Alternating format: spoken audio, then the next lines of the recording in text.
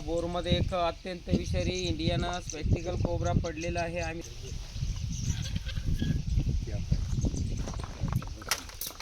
Oh my God, हे बघा. तर मित्रांनो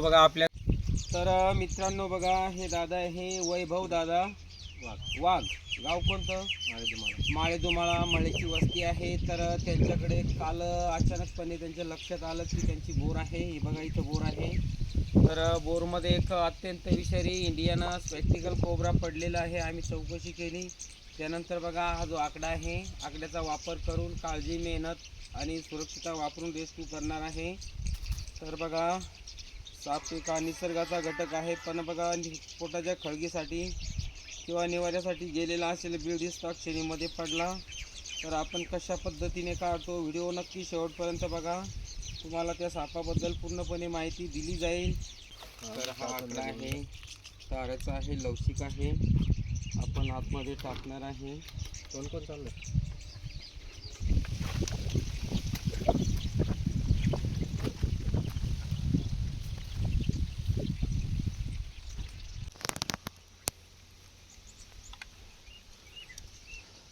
बघा, आपण जो आकडा आहे पाण्यामध्ये टाकलेला आहे. बघू आता कशा पद्धतीने निघतो. आलंय ना मित्रांनो? बघा, आपला जो आकडा आहे सुरक्षितपणे काम करतोय. विहिरीतील साप काढण्यासाठी खूप उपयुक्त आहे. तर आपण काढला नसता तर कदाचित मेला पण असता.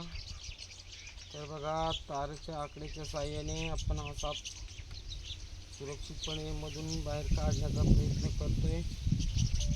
बघू, थोडा अंतर बाकी आहे. हे बघा, बसून आलेला आहे.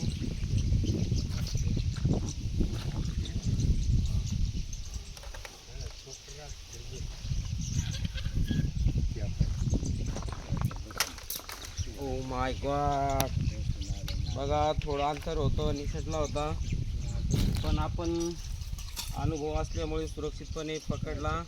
हे बघा, तर तुम्हाला थोडक्यात या सापाबद्दल माहिती सांगायची म्हटली तर हा भारतात आढळणारा 4 अत्यंत विषारीपैकी एक आहे.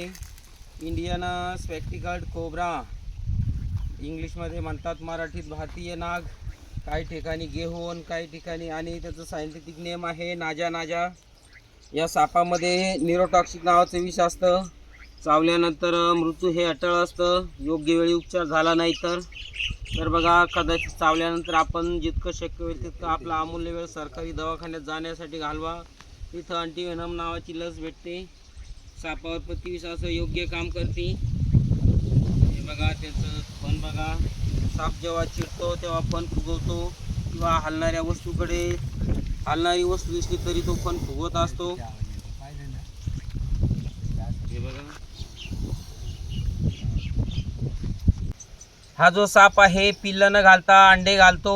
सध्या उन्हाळ्यामध्ये याचं मीटिंग पिरियड चालू असतं 10 महिन्यांनी. या सापाचं मीटिंग नंतर तो एका ठिकाणी जवळजवळ 15 ते 25-30 पर्यंत अंडे घालू शकतो.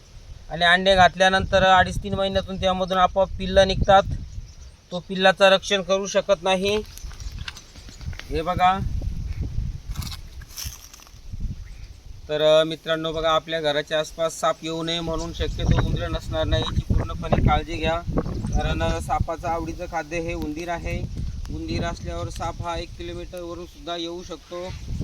तर माहिती यासाठी आपण भरपूर दिलेलीच आहे. तर याला आपण कोणत्याही प्रकारची इजा, हानी, नुकसान न होता आपण सुरक्षितपणे एका प्लास्टिक बरणीमध्ये पॅक करणार आहे आणि काही वेळातच निसर्गाच्या दिशेने रिलीज करणार आहे.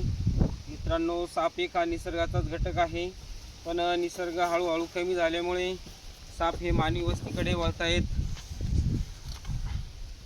तर बघा, या सापाला आपण कोणतीही इजा न होता सुरक्षित निसर्गामध्ये रिलीज करणार आहे. तत्पूर्वी तुम्हाला एक माझी कळकळीची विनंती की मला जास्तीत जास्त सपोर्ट करा.